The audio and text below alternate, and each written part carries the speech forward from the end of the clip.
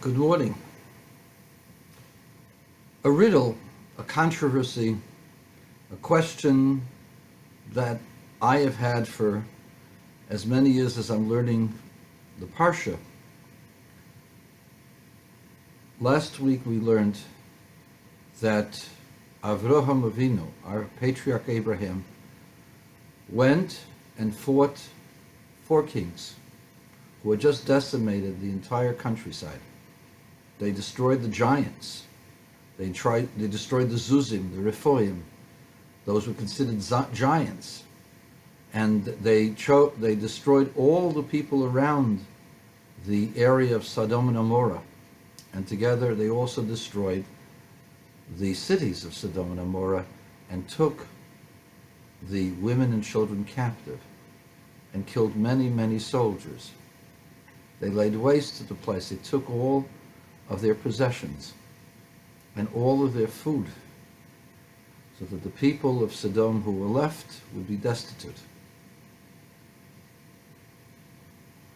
Avrohom Avinu, our patriarch, ran after them because they had captured Lot, his brother-in-law, and his nephew, and the family of Lot. And these were Avram's closest relatives. So Avram ran after them and inflicted great vengeance upon them and recaptured all of the people and all of the spoils. Nothing remained. The 4 kings ran away and left their booty behind because Avram had inflicted so many casualties upon them. Avram comes back, and the king of Sodom and Gomorrah, those 2 kings and the other 3 kings are waiting for him. And the king of Sodom, who's the chief king of the 5, says, "Ten li hanefesh, give me the people, v'rechush kachlach, the money, take for yourself." Now, if there ever was anything justified, any action that justified getting paid, was when you put your life on the line. For that reason, mercenaries get paid extremely well. Avrohom Avinu had just saved all the lives of the captives, their money, possessions, their dignity, and their kingdom, and inflicted great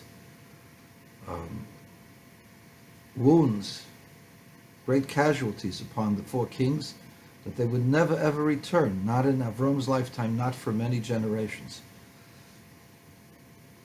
So, was Avram worthy of receiving the money? You better believe it. It was his.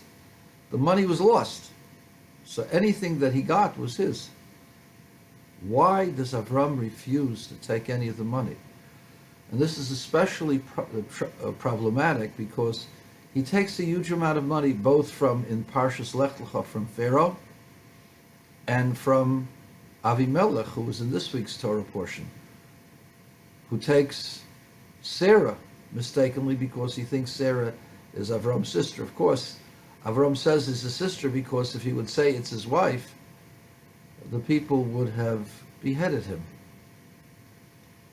That's how they took care of problems. Oh, she's married to you. Oh, no problem. And they sliced the person in half. So Avram Avinu took money, both from Avimelech and Paro. Why wasn't he worried that Avimelech and Paro would say, "Ani hasharti es Avram"? I made Avram rich. They did. They gave him a huge amount of money from which he was able to restore his wealth. How come he doesn't take the money of Sodom? And over the years, I've given many answers, heard different answers from people, all reflective of Avram's motivations and the nature of the king of Sodom, who could never understand somebody doing something for the sake of a mitzvah. And if Avram would have taken any money, the nature of the king of Sodom would have been, oh, he only did it for the money. No matter how little Avram took. In the course of time, the little he took would have become a mountain, and they would have made huge amounts of money that he made from, oh, you know, these Jews, they can make millions out of a few pennies. They just know how to steal. And that's how I answered it, that in order that Avram's motive should remain pure in the eyes of the people whom he saved, that they should realize that a man did good because he believed in God, and only because he believed in God and did a mitzvah. And they couldn't understand a person who did so. They could only understand a person who did so for money, because they were evil people. They never did any favors for anything other than money. But that still doesn't answer. There's still some stuff lacking. The true answer is, Sodom had gone through a major catastrophe, major battle. The fields had been ruined. The houses were in shambles. They had their plowshares, all the things that they used for cultivating were destroyed. Some of it was returned. Most of it was destroyed on the field. Nobody takes plows with them. Nobody takes all kinds of instruments, tools that are only used in husbandry. Most people would take it. They just destroyed and burned everything. So the houses are burned.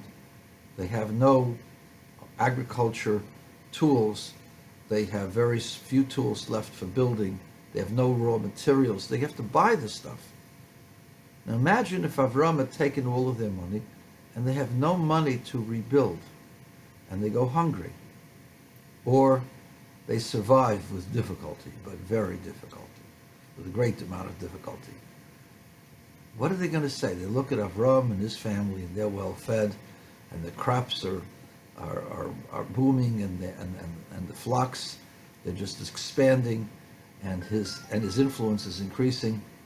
What will they say? There's our money. He took it. That's what Avram means. Shaloi toimar. Because you are in reconstruction, and because you're in a bind, you will say, Ani hasharti es Avram. I made him rich. And that will create your animosity, not just toward me, but toward my God, toward my people, in a wrong way. I don't want that. I don't want to gain at the pain of others. Reconstruct, rebuild, get your houses in order, and I'll be fine. God has given me enough blessings. I don't need any years. And with that, had the Allies in World War I taken the example of Avrohom, understanding that not only they have to rebuild, but the Germans as well, then the Weimar Republic would not have folded as it did, and maybe Hitler would not have come to power. It was the viciousness and the lack of perspective of the peoples in France and England who demanded a pound of flesh that brought about the tragedies of World War II. And Avram Avinu saw these things and prevented them. Had we all listened to Avrohom, there would have been less tragedy, less murder, less sadness in the world. And that's why he said, Shaloi toimar, that the Sodomites, the Germans, the Austrians shouldn't say, Ani hasharti es Avram, I made these Jews rich.